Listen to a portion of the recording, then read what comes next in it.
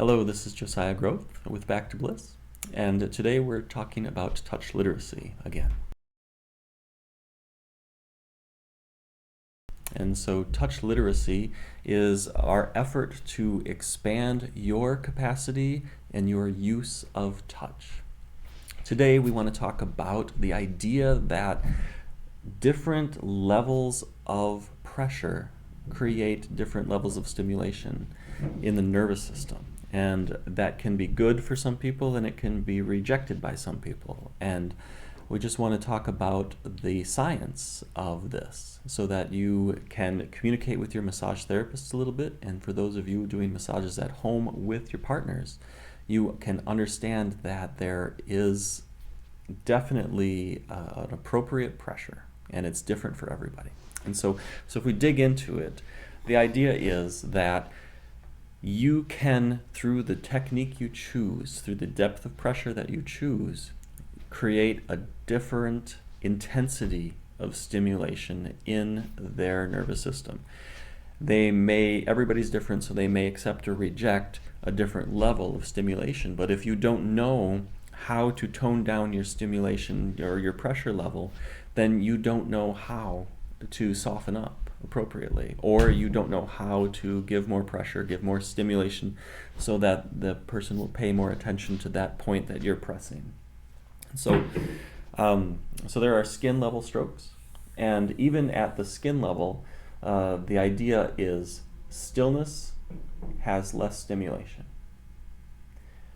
We can do a pressure, and you've heard of pressure points, and so single pointed pressure with stillness is more stimulating than the skin stroke, but it is still still. The next level that you would do is you could be moving in a single direction. And often we call this with directional fiber. And so if the muscles of my arm are going in this direction, if I'm moving in the direction of the fibers of my muscle, that is still a very gentle stroke. If we start to apply pressure, we start to press single direction with the direction of the fibers of the muscles. It's the next level of stimulation. A deeper level of stimulation is, again, single direction but cross fiber friction.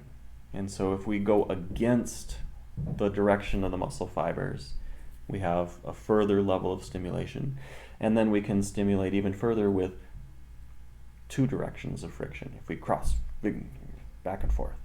And all of a sudden, without having to really use my muscles, I can give a deeper stimulation. I can give a deeper sense of connection with their mind to that spot in their body without having to abuse myself, but also just to know that I can make deeper connections through the pace, through the direction of the stroke that we're using, and through the level of pressure that we're doing.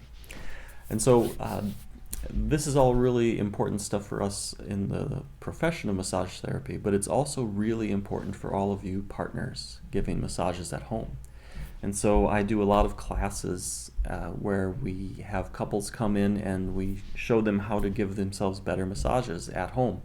And it's almost invariable, the wife will come in and say, oh, I give him a 5-minute massage, but my fingers start to get tired, and so then we're done. And the wife will then say, yeah, I like to have him give me a massage, but then he just like digs in and just destroys me, and it hurts too much, and after 5 minutes we're done.